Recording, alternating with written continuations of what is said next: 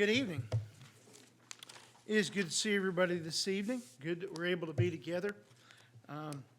It's good to see Maxine this evening. Good to see that she's feeling well enough to be back with us tonight, and good to have her. Paul Hott messaged me this afternoon also and mentioned that his mother, Valjean, had fallen down, and she is okay, but could use our prayers. And so we want to think about her and remember her in our thoughts and prayers also. We are tonight going to look at the last 13 chapters of the book of Genesis for our big picture study. So if you want to turn there, we're going to look starting in chapter 37 of Genesis. And that's where we're going to be at tonight. Now I want to review just a couple minutes, because we've been looking at the book of Genesis. And our very first study was an overview of the Bible. And then we started into the book of Genesis. Do you remember the first week that we were in Genesis? There were 5 things that covered those first 11 chapters of Genesis. You remember what those were? What was the first one? Creation. What was the second one? Adam and Eve. Talked about Adam and Eve and then their sin in the garden. What's the third one? Cain and Abel. What was the fourth? The flood. Noah and the flood. And what was the fifth? Tower of Babel. So those 5 events, creation, Adam and Eve, Cain and Abel, the flood, and the Tower of Babel. And then the next section of what we looked at 2 weeks ago before our gospel meeting was chapters 12 through 36. And that section covered the 3 patriarchs, which were Abraham, Isaac, and Jacob. And covered the life of Abraham. There's a little bit about Isaac. Isaac isn't as covered as much. And then Jacob. All 3 of them received the promises about there being Israel being blessed, being a large nation, and that all the world will be blessed through them. And of course, we understand that is fulfilled in Jesus Christ. And so you look at those, the first 5 events, then Abraham, Isaac, and Jacob, and now chapters 37 through 50 is Joseph and the stories related to Joseph's life. As you probably know, and if you've looked at the lesson, and if you know this section of Bible history, you know, to give a really quick overview of what we're looking at in Joseph's life, it's the story of how the Israelites ended up in Egypt. Because by the end of the book, they pack up, they move down to Egypt, and they live in the land of Goshen, and they come down there as guests of the Egyptians, and then eventually end up being slaves. But that is the book of Genesis. And Genesis is a very large book, 50 chapters, and that's a large section of history that if you can remember the 5 stories in the early part of the book, Abraham, Isaac, and Jacob, and then Joseph and his brothers and the things associated with that, then you have a pretty good handle on the book of Genesis. And I realize there's a lot of details that we haven't touched on, but really that gives you a really good big picture overview of a very significant book in the Bible, because this is the book that tells us about the time period before the law of Moses, which we're going to find out in the book of Exodus. And that's what we're going to be looking at in a couple weeks when we come back together. I'll be gone next week. Tim Gump's going to teach next Sunday night because we're going to be out of town. But Tim's going to teach. He had a few things he wanted to cover on evangelism that we didn't get to in all the study, and he's going to deal with some of those odds and ends at the end for next week. But after that, we'll get back into our big picture study, and we'll look in the book of Exodus. And so we'll go from there about how God draws his nation out of Egypt. But this is how they get there. And so anyway, we're going to look at the life of Joseph. Joseph, if you remember, was the 11th son of 12 that Jacob had. Joseph, you remember who Joseph's mother was? Rachel. And so Rachel was Jacob's favorite wife. That by itself was a problem, the fact they had multiple wives, but then they had a favorite. But anyway, that was the case. Rachel was his favorite. And so Reuben would say Rachel's his favorite wife. Is that right, Reuben? Yep. It's only, but favorite, yes, for sure. And certainly, she was his favorite and had a hard time having a child and didn't for a long time. And eventually she does. And then she has a second child not long after that, who was Benjamin. You remember what was significant about Benjamin with Rachel? She died right after giving birth to him, just mere minutes after that. She lived long enough to know that he was born and to say that she wanted his name to be Ben-Oni, which means son of my sorrow, but instead Jacob named him Benjamin, which means son of my right hand. And so anyway, she died giving birth to Benjamin.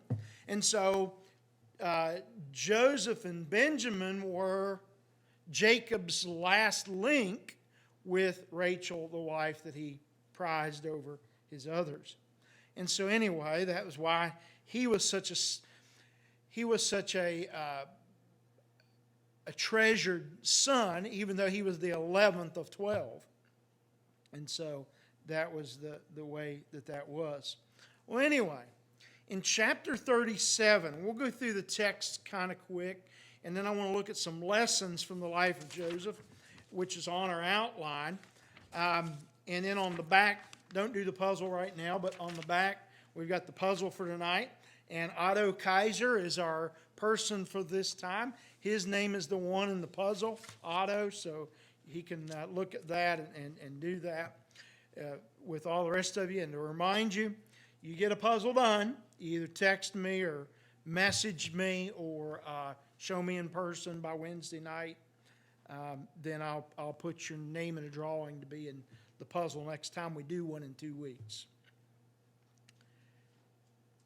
But in chapter 37, we're introduced to Joseph having dreams. The birth of Jacob's children are in the previous chapters, but in chapter 37, Joseph, we see, is 17 years old. And so with him being 17 years old and being the next to youngest, all of his brothers are probably in their 20s and 30s. They're quite a bit older. And so they're in a little bit more of an adult stage of their life. And so here is Joseph, 17, and he brings a bad report about some of his brothers, the sons of Bilhah and Zilpah, and brings a report about them that they're not doing what they should. And so he tells his father that, and that immediately causes those brothers and even the rest of them to dislike him. The whole family knows that he's the favorite, and of course that's a problem. Jacob gives him a coat of many colors, and he makes one or has one really nice coat made instead of 12 of them, and that's a bad idea. And gave one to his one son Joseph, and not to the others, clearly picking favorites, and the brothers don't like that. As you can understand them not liking that. Well, then he has a dream about sheaves, and all the other sheaves in the field bow down to his sheaf. Then he has another dream about the sun and moon and 11 stars, all bowing down to his star. And he tells his brothers about that, and that does not endear him much to them. And they already don't like him, but now they hate him. And he even goes so far as to say that his mother and his brothers, and his father, all of them are going to bow down to him. And of course, even Jacob is troubled by that. But yet Jacob kind of holds it in his mind. It says that his father kept the saying in mind in verse 11. Well, one time Jacob sends his son Joseph out to check up on his brothers. His brothers are out tending the flocks, and they're out watching over the vast herds that they had. And so he sends him to go check on them and find out a report, how they're doing. He already did a good job about telling about the good, the bad, and the ugly of what they've been doing. So he's not afraid to tell on them. So he sends them out, and when they see him coming, and they know who he is. And they want to take his life. And in verse 20, they suggest, let us kill him and throw him into one of these pits that were nearby. And then we'll say that an animal has devoured him, and we'll see what happens to his dreams. But Reuben heard it, the oldest son, and said, let's not take his life. And he wanted to rescue him out of the pit because he was the oldest. And he says, don't shed his blood. Put him here in the wilderness and leave him there so that he could come along later and rescue him. Well, Joseph came to his brothers. They did that. They threw him in the pit. They took his coat. They put it in blood. And they sit down to eat. And just happened to be that some Ishmaelite traders. Of course, Ishmaelites, where would they have come from? Well, these were distant cousins, by the way, because you remember Ishmael was one of the sons of Abraham. Ishmael was the half-brother of Isaac, their grandfather. Got that? And so these would have been like second, third cousins, okay? So these would have been relatives, distant cousins, and they sold Joseph to these cousins, these Ishmaelites. And so sells him to them, and they take him. They're going down to Egypt. And so Judah said to his brothers, what profits if we kill him? Why don't we sell him? And so they do that. They sell him and said, well, we shouldn't kill him. He is our own flesh after all. But they gave him to those Midianite or Ishmaelite traders, as they're called, and sells him for 20 shekels of silver. And then he goes to Egypt. Reuben comes back a little while later and looks, and lo and behold, he's gone. Well, they then concoct the story about him being killed. And you notice they don't lie, so they could say, look at what they said, verse 32. They took the robe, and they dip it in blood, and they bring it to their father. And you notice they say, this we have found.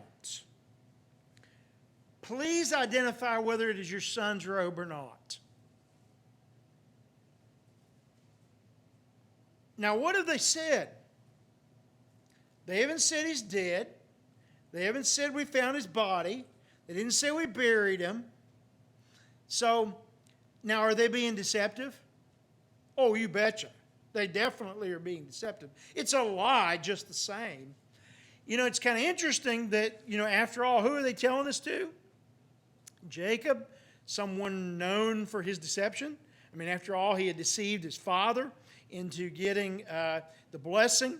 He had deceived his brother into getting a birthright. And he has done this kind of thing before.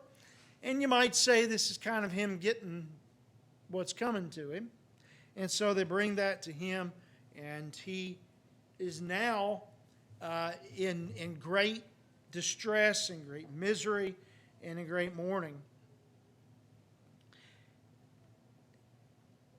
Chapter 38 is about Judah and Tamar and his two sons that are born as a result of that. It's a rather sordid tale. We won't cover it, but certainly some interesting things in there.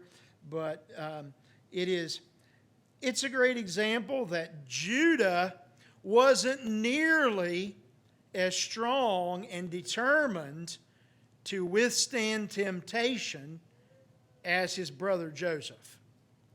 Judah is much more shameful in his actions and doesn't do what he should. He's the other individual. He ends up being, to put a fine point to the story, he's the other individual that ends up being a father to his own grandkids. And so anyway, it's a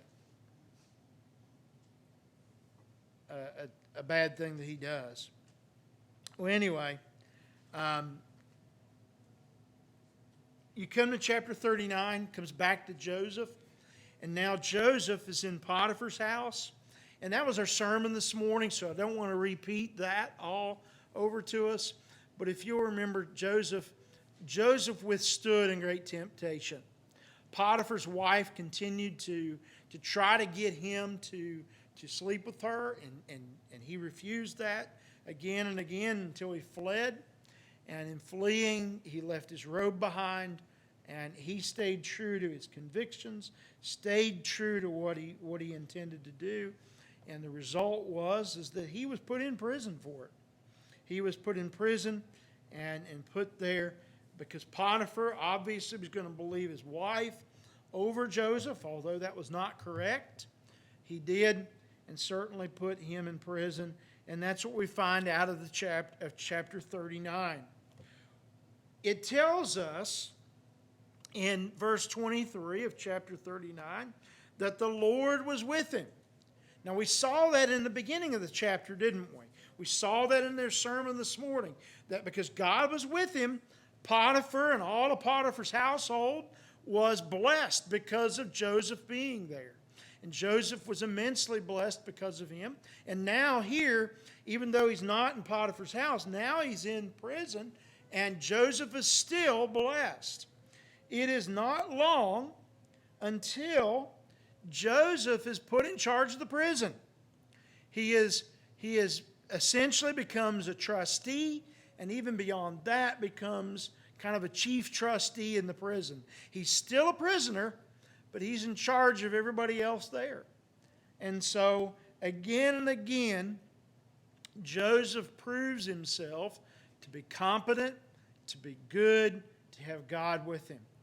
Even though he was in slavery, and even though now he's imprisoned, God is with him, and God clearly is acting and moving in his life. Joseph is an excellent example of making the best out of bad situations.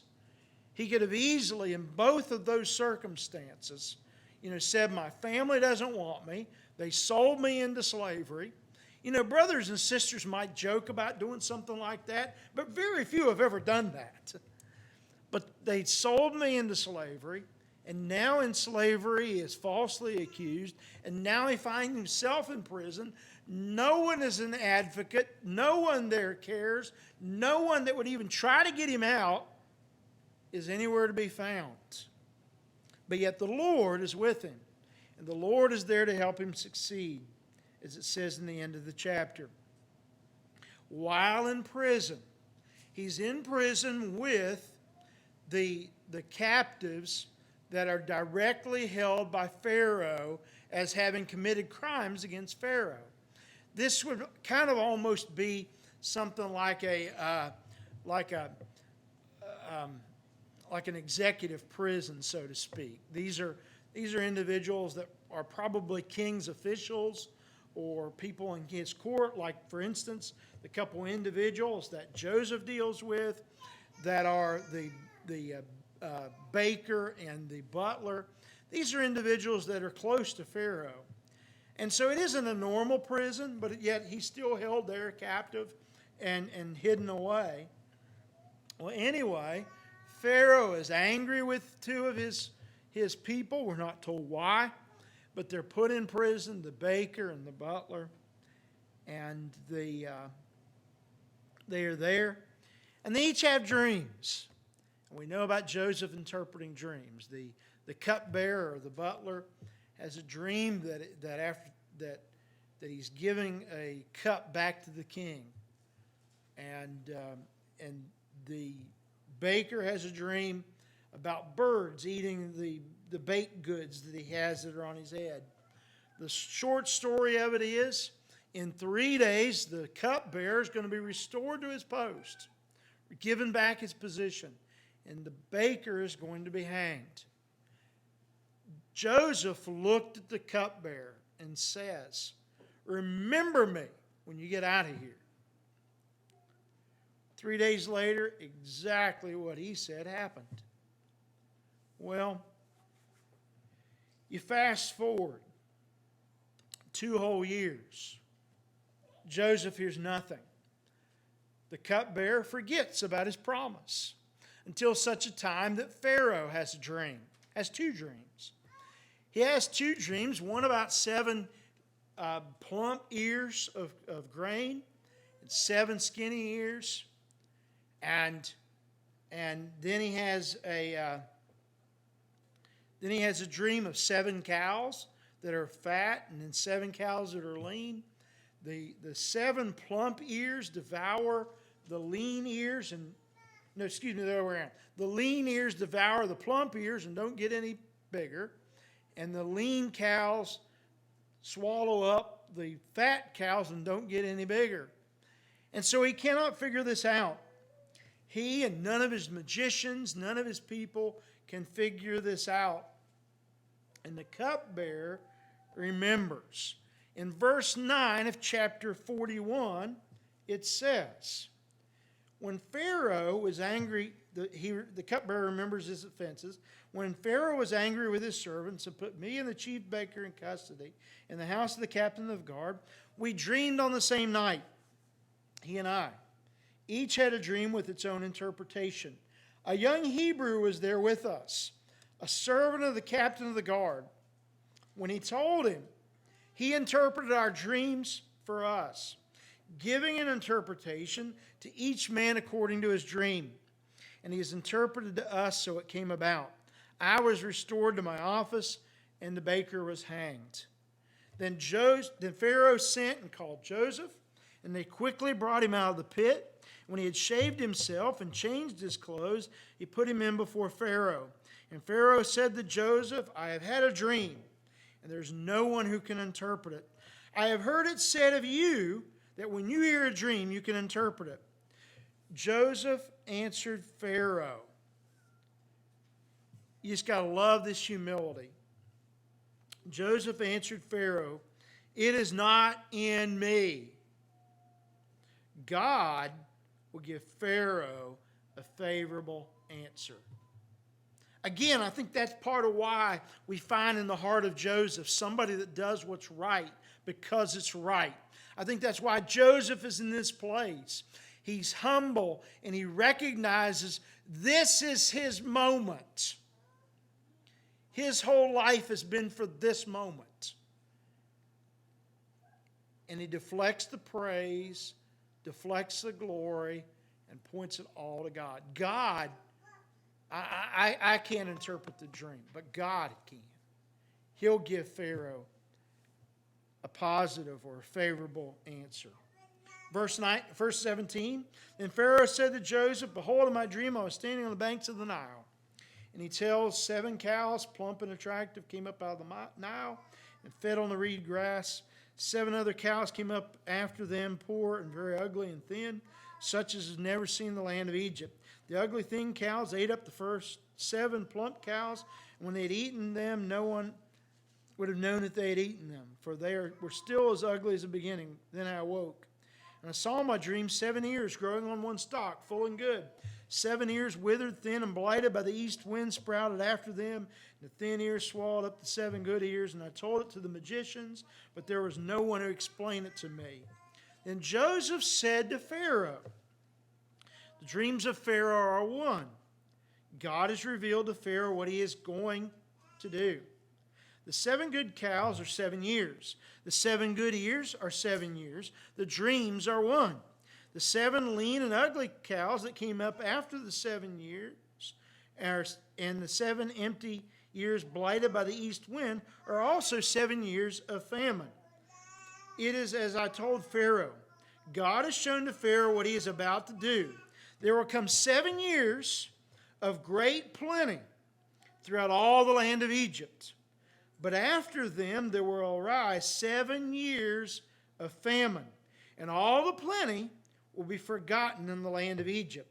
And the famine will consume the land, and the plenty will be unknown in the land by reason of the famine that will follow, for it will be very severe. And the doubling of Pharaoh's dream means that the thing is fixed by God, and God will shortly bring it about. Now therefore let Pharaoh select a discerning and wise man, and set him over the land of Egypt. Let Pharaoh proceed to appoint overseers over the land, and take 1/5 of the produce of the land of Egypt during the 7 plentiful years. And let them gather all the food of these good years in the coming, and store up grain under the authority of Pharaoh for good in the cities, and let them keep it. That food shall be a reserve for the land against the 7 years of famine that are to occur in the land of Egypt, so that the land may not perish through the famine. Joseph said the cows and the ears are 7 years. 7 years of plenty, 7 years of famine. And the two dreams are because God is determined to do this. And it's going to take place shortly. And so with that, he says, we need to prepare. And you need to choose a wise and discerning individual to oversee this effort. You need to take, during these years of plenty, take 1/5, or what we would call 20%, of all that is produced, and you save that. And you put that away, and you keep that for a time when the 7 years of famine hit. And when that happens, you'll have grain, you'll have what you need to do to make it through the famine. The result is, the proposal pleases Pharaoh in verse 37. And Pharaoh said to his servants, "Can we find a man like this in whom is the Spirit of God?" Then Pharaoh said to Joseph, "God has shown you all this. There is none so discerning and wise as you are. You shall be over my house, and all my people shall order themselves as you command. Only as regard to the throne will I be greater than you." And Pharaoh said to Joseph, "See, I have set you over all the land of Egypt." Then Pharaoh took his signet ring from his hand and put it on Joseph's hand, and clothed him in garments of fine linen, and put a gold chain about his neck, and made him ride in his second chariot. And they called out before him, "Bow the knee." Thus he set him over all the land of Egypt. Moreover, Pharaoh said to Joseph, "I am Pharaoh, and without your consent no one shall lift up hand or foot in all the land of Egypt." And Pharaoh called Joseph's name Zaphanath-Paneah, and gave him the marriage Asenath, the daughter of Potipharah, priest of On. So Joseph went out over the land of Egypt. And Joseph was 30 years old when he entered the service of Pharaoh, king of Egypt. Joseph had spent about 13 years between slavery and prison getting to this point. Because he stayed true to God, because he kept his faith, kept his integrity, because he stayed on the right path, in those 13 years, Joseph is going to be blessed and going to be able to stand true and stand strong as a man of God for 80 years, because he's 110 when he dies. For 80 years, Joseph is going to get to be the man, so to speak. He's going to get to stand tall for himself, for his nation, now the Egyptians. He's going to stand tall for his family that's going to come down. But all of that because he stayed true when he was young through those years and did what God wanted. God is going to bless him, and he's going to have a remarkable life over the next 80 years in which he is very significant and important in the nation of Egypt. And so Pharaoh puts him in place above everybody else. Puts on his hand his signet ring. And of course the signet ring showed that Joseph was going to make laws. That's what the signet ring meant. If you had the signet ring, it means whatever you stamped with that ring went into law, went into effect. So if Joseph said, we're going to make these orders, we're going to take in this grain, we're going to build these barns, we're going to do whatever, pow, it got done. Because he had the full authority that Pharaoh had given to him. And all of that because God had blessed him and used that blessing in that regard. Any questions or comments or anything through there? Okay. To make the rest of the chapters go pretty short, I would say most of us are familiar with Joseph's story, but very quickly, the years of plenty happened, and then the years of famine. And when the years of famine hit, it was not only in Egypt, it was all the surrounding nations. And so all the surrounding nations, people were coming in to buy grain so that they could eat. And so up in the land of Canaan, Jacob and them, they began to fall on hard times too. And so Jacob sends his 10 sons, holds Benjamin back, sends them down to buy grain. And we know that when Joseph saw them, he recognized who they were. Now, he used an interpreter, although he didn't need to. He used an interpreter, and he tested them by first time putting their money in their sacks and putting some things there so that they would come back and realize that they were guilty because they had that money in their sacks, and they go home, use up all that grain, and they come back down, and he accuses them of being spies and different things. Well, this time they bring Benjamin down because he insisted on them doing that. When they leave, their money's back in their sacks, and his cup, that is his own personal cup, is in Benjamin's sack, and they make the proclamation that whoever has that in their sack will die. And of course, now they know what that means, because they don't want Benjamin to die because they know how their father would take that. Well, in the course of all of this, Joseph has them come back a couple times, has a banquet with them, and then eventually, when they come back, he reveals himself to them and tells them who he is. And they are, of course, in shock. They're amazed. Clearly, much of what he had told them about those dreams had come true. They had bowed down before him. They had paid homage to him. They had called him the king and the man of the land and those things. And so those dreams had come true. And Joseph tells them that you're welcome here, go home, tell my father that I'm alive.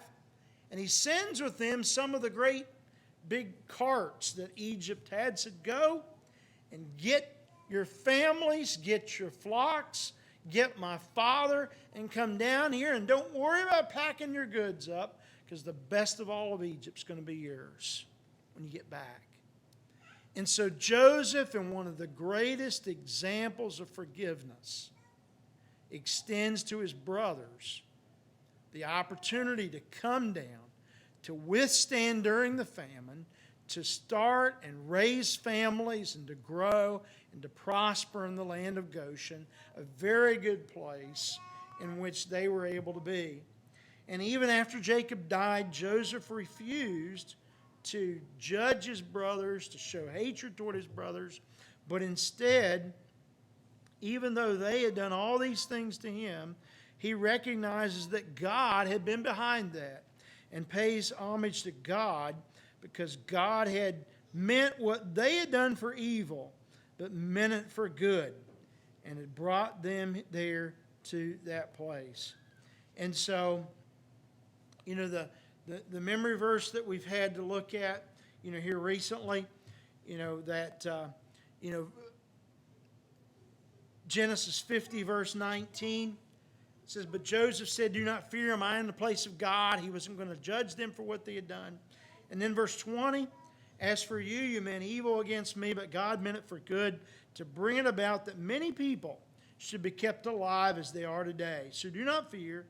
I will provide for you and your little ones. Thus he comforted them and spoke kindly to them. He said, I'm not going to judge you. I'm not going to harm you because of what you've done. God had good intentions. You had evil intentions. You wanted to harm me. You wanted to cover up your sin. You wanted to cover up other things. But God was in this. And God had a purpose. And I'm choosing to go with God in that. What a beautiful example of forgiveness. There's only two, I think, examples of forgiveness that are even that or beyond that. One being Jesus on the cross looking down at the crowds and say, Father, forgive them, for they know not what they're doing. And the only other example that I think rises to that level is Stephen when he's being stoned and looks and says, do not lay this sin to their charge. I mean, outside of that, I don't think of anything that matches the level of Joseph and his forgiveness of his brothers in this circumstance. But he does. The last few verses in Genesis 50, Joseph lived 110 years. So 80 years he was the leader of all of Egypt. That far outweighed the time that he was in prison, in slavery. You know, I don't know about it, so I can't speculate. But do you remember what Potiphar did? Potiphar was the captain of the bodyguards, remember? He was in charge of the people that guarded Pharaoh. If he was still in his position those years later, it's very likely that Potiphar would have been a part of those that would have ultimately ended up guarding maybe Joseph as being the leader of the nation. We don't know that, but it's very possible. It's interesting. That's kind of one of the things behind the story that we don't know that I think would be interesting or intriguing to find out, but we're not told. But at any rate, he is there a part at the lead of that nation. Any questions or comments there? The last few verses of chapter 50, Joseph tells his brothers, makes them swear that you're going to take my bones out of here when you leave. And I think that's so important because when they leave, 400 years later, they take Joseph's bones. And so why is that significant?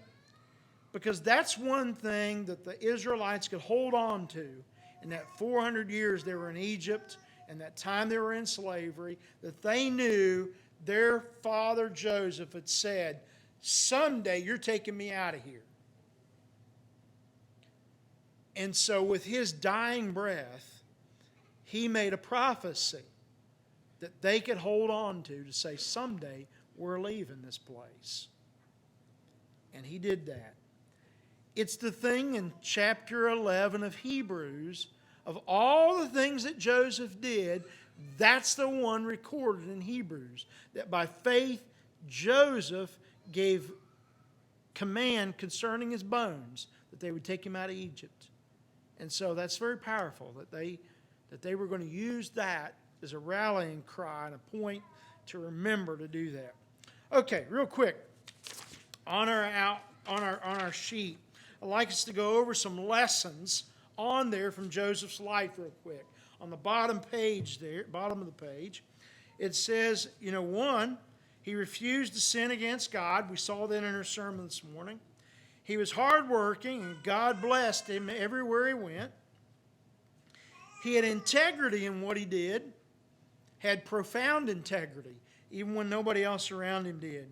He gave God the credit when he interpreted dreams. He realized God had worked for good in his distress. God forgave his brothers for all that they had done to him. God helped his nation look forward by telling them what they should take out his bones to someday to their homeland. And it's interesting, and as I mentioned to you a little bit ago, that's the thing that's mentioned in Hebrews 11:22. There are certainly other lessons we can learn from Joseph's life and important, significant things about him. Real quick, in the book on page 43, there's a chart there I think is really cool. It is a comparison between Joseph and Jesus. And I want to just glance at that chart real quick with you. Some similar things from Joseph's life versus Jesus' life. One, he was beloved son of his father. Of course, Jesus being the only son of God. Second, he testified against sin and was hated for it. Joseph, had people that had Potiphar's wife hate him, had his brothers hate him. Anyway, he was plotted against in the hopes of killing him. And, of course, that was the case with his brothers. That was the case with Jesus. In both cases, God saved them, saved Jesus, until it was his time to die on the cross. Joseph was sold for 20 pieces of silver, Jesus for 30. If you want to keep those straight, remember Jesus is more valuable. That's how I always remembered it. Joseph was worth 20, Jesus was worth 30. And you could say for inflation, so it was later on. Anyway, he was tempted and did not yield. He had the Spirit of God within him. He was wrongfully accused. He was acknowledged to be the Savior. He was the Savior of Egypt, Savior of the people, Savior of the known world at that time. And, of course, Jesus we know as our Savior. Everybody had to go to him to get the bread of life. People were saved by taking the bread. Of course, Joseph's was a physical, real bread. Jesus's was the spiritual bread, the spiritual life that he provided. And then he freely forgave his enemies. Now, I realize that all that kind of makes Joseph kind of a foreshadowing or a type to look at to say, okay, his life is similar to Christ and kind of a foreshadowing or a prophecy about Jesus. Okay, over to our questions. Let's go to page 48 and go through those questions real quick as we are there and have just a very few minutes left. Joseph was sold into slavery. They had originally intended to kill him. There were 3 pairs of dreams in the story of Joseph. Who dreamed them? Who dreamed the first one? Joseph. That was the sheaves and the sun and moon stars. What's the second one? The butler and the baker. And those were the baked goods and then the vine that had the juice that meant that he was going to provide to the king once again. The third one, who had the dream there? It was Pharaoh, and that was the ears of grain and the cows. Joseph served as prime minister. Now, he's not called prime minister, but the position he's given is in almost every nation around the world. That's what we would call it, okay? The person that is in charge of the nation, not the king, not the figurehead, but the administrator of the nation. So I have no problem calling him the prime minister. I use that term about him too, but he's not specifically called that, just to note. He was there for 7 years of plenty, followed by 7 years of famine. According to Genesis 42:21, what was Joseph doing when he's down in the pit? What's that? Yeah, pleading with his brothers. Yeah. According to Genesis 43:33, when Joseph prepared a banquet for his brothers and he had them seated in order from oldest to youngest, explain why they were amazed by this? Yeah, he would have had no way of knowing that unless he knew his brothers. He recognized them and knew that. They were perplexed because how would he know such a thing? Number 6, consult figure 12 on page 46 to figure out how many years Jacob believed that his first son Joseph was dead. If you look at that, it is roughly, how long? About 20 years, yeah, because there's the 13 he's in slavery and in prison, and then there's the 7 years of plenty, and somewhere in the 7 years of famine. So roughly 20 years, give or take. We don't know exactly, but in that neighborhood, 20, 21 years, something like that. According to Genesis 38, which of Joseph's brothers also faced a sexual temptation like Joseph later did in chapter 39? Which one was that? Judah. He failed, whereas Joseph did what was right. Number 2, what item did Potiphar's wife keep as Joseph fled from there? His garment. How many years was Joseph after he was freed? Did the cupbearer finally remember Joseph? 2 years. How many years into the famine did Joseph's brothers show up in Egypt? 2 years. Yeah, 2 years into the famine. Joseph recognized his brothers, and yet when they saw him, he recognized them of being spies, accused them of being spies. Why? He was testing them to see whether they had repented, whether they had changed over the years. Some things on the discussion page real quick. The Lord was with Joseph when he was in Potiphar's house, and he was with Joseph in prison. But where was God when Joseph was in the pit in Genesis 37? Where do you think God was? I think God is when we find ourselves in the pit of despair too. Yeah, God was with him in that pit too. It doesn't say that, but clearly God was with him all through his life. When we find ourselves in the pit of despair and difficulty in life, where's God? He's with us. Yeah, we need to recognize that. He is near us, with us, all throughout that. When Joseph confronted his brothers after the cup had been found in Benjamin's sack of grain, he told them, "Do you not know that a man like me can practice divination?" Genesis 44:15. Do you think he really dabbled in the dark arts? If not, then why would he say such a thing? I don't believe he dabbled in the dark arts. He knew it was in there because he had them put it in there, okay? So he wasn't fortune telling or anything like that. Why is he doing this? Well, he's letting them know that he knows. And there's 2 explanations. One is he had them put it in there, and that would make no sense to them. And the other one is that he could do divination. Well, That would have been a rational explanation at the time because they were very superstitious. oh yeah, the Egyptians were very superstitious. They would have done those kind of things. And so it was further, I think, in a way showing them that that something was up, but yet Joseph wasn't tipping his hand as to who he was. And I guess that, in a way, kind of turned him off of the course a little bit more, even in that. Number 3, Joseph said that his brothers meant evil against me when they sold him into slavery, but God meant it for good. Genesis 50:19. Can you recount an example of God taking something evil or unpleasant in your life and turning it into something great? Explain. We don't have time for everybody to say that, but I'll tell you, some of the most difficult things in my life have turned out to be great blessings. Since we don't have time for everybody's, I will tell you that the hardest thing I ever went through was when my mom passed away. Suddenly, very quickly, the week before I moved to my first work. I was already working with that congregation, but I moved there right before that. And I would say outside of the Lord himself, I'd say my mother was my greatest influence in who I was as a young person. My father, a great influence as well, and many people at church.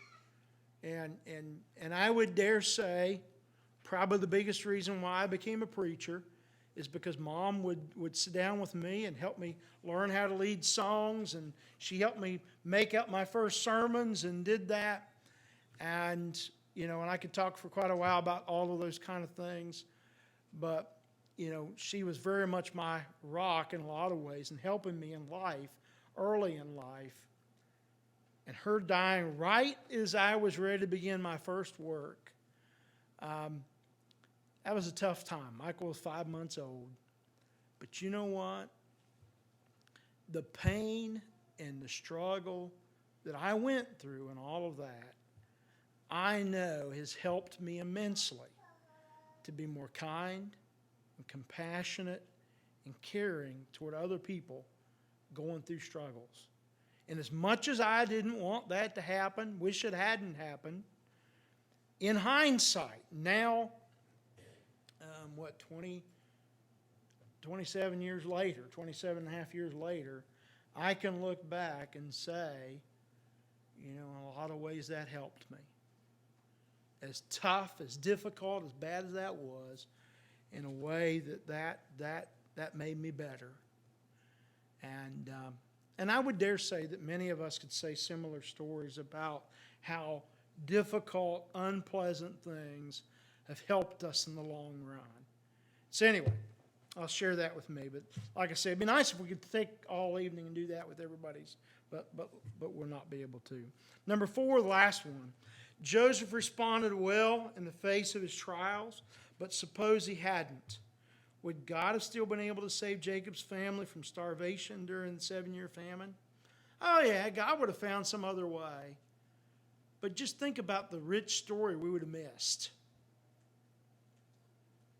Do you realize that 4,000 years later, I was doing the math in my head, roughly 4,000 years ago is when Joseph lived? We're talking about him and his standing up to temptation. We're talking about his integrity. We're talking about his leadership. We're talking about his family skills. We're talking about his relationship with God 4,000 years later. Think about what a great example that was. And that's all because he chose to do the right thing. You talk about an impact. Joseph's life had impact because of those things. Our lives, they might not be talking about us 4,000 years later. I get that. But if you have integrity, if you have decency of character, and you do what's right, you'll have a powerful influence that you might not even recognize too. And certainly we can all do that. Tonight, if you need to become a child of God and give your life to Christ, you need to be baptized, or maybe you need to come for prayers, we want to give you this opportunity. If you need to respond to the gospel, please do so. What together we stand and sing.